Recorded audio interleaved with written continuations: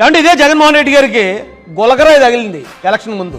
హత్యా ప్రయత్నం అని గోలగోలు చేసి గగ్గోలు చేశారు. 2019 ఎలక్షన్ ముందు చిన్న సూదిలాగా చిన్నది ఏదో డాక్టర్ గారు ఇంజక్షన్ చేస్తే సిరంజి గుచ్చుకుంటది కదా, అంత గుచ్చుకుంటే అయ్యి బాబాయ్ చచ్చిపోయాడు, అంతే చచ్చిపోయాడు, ఇది హత్యా ప్రయత్నం ఇదని చెప్పి గగ్గోలు పెట్టారు. ఎవరినో భోజనీకి అంటే కాదు నన్నే అన్నాడు, భోజనీకి అంటే పలానా తిట్టు మా అమ్మని తిట్టారని చెప్పి గగ్గోలు పెట్టి తెలుగుదేశం పార్టీ కార్యాలయం మీద పట్టాభి గారి ఇంటి మీద దాడి చేయించిన ఇదే జగన్మోహన్ రెడ్డి గారు. అంటే మిమ్మల్ని ఒక మాట అంటేనే అదేదో రాష్ట్ర సమస్యలాగా, మీకు చిన్న గాయం తగిలితేనే అదేదో ప్రాణాన ప్రమాదం లాగా మీరు మొత్తం రాష్ట్రం అంతా అట్టుడికేలా చేస్తారు.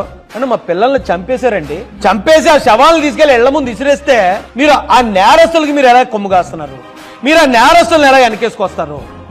మీరు అధికారంలోకి వచ్చిన వెంటనే మా పథకాలు రద్దు చేస్తే సరే పోన్లే, ఈ గవర్నమెంట్ ఇచ్చిన పథకాలతోనే మేము బతికామా, ఎప్పుడు మా కష్టాన్ని నమ్ముకుని బతికాం కదా అని సర్దుకున్నాం. మీరు అంబేద్కర్ గారి పేరు తీసేసి మీ పేరు పెట్టుకుంటే విదేశీ విద్యకి సర్లే కొంతమందిని మనం ఏదో ఒప్పుకుని వాయించిన పెళ్లి తప్పదు కదా సరే పోన్లే అనుకున్నాం. మా పిల్లల్ని చంపేస్తా ఉంటే దళితుల్ని ఏదో పోలీస్ స్టేషన్లో పెట్టి శిరోమండనాలు చేస్తే మీరు ఆ చేసిన వాళ్ళని ఈరోజు ఇలా కాపాడుకుంటూ వస్తారా? ఇది మీరు ఓడిపోయిన తర్వాత కూడా మిమ్మల్ని మీ వెనకాతలో ఉన్న మాలాంటి ఓట్ బ్యాంక్ అంతా మిమ్మల్ని ఓడించి 151 నుంచి 11లో కూర్చోబెట్టకు కూడా మీరు ఇంకా మేము నేరస్తులు జరిపే ఉన్నాను నేనని మీరు ఈ రోజున ఈ రాష్ట్రంలో ఉన్న దళితులకు ఏం సంకేతం ఇస్తున్నారు? ఏం పాపం చేస్తాం మేము?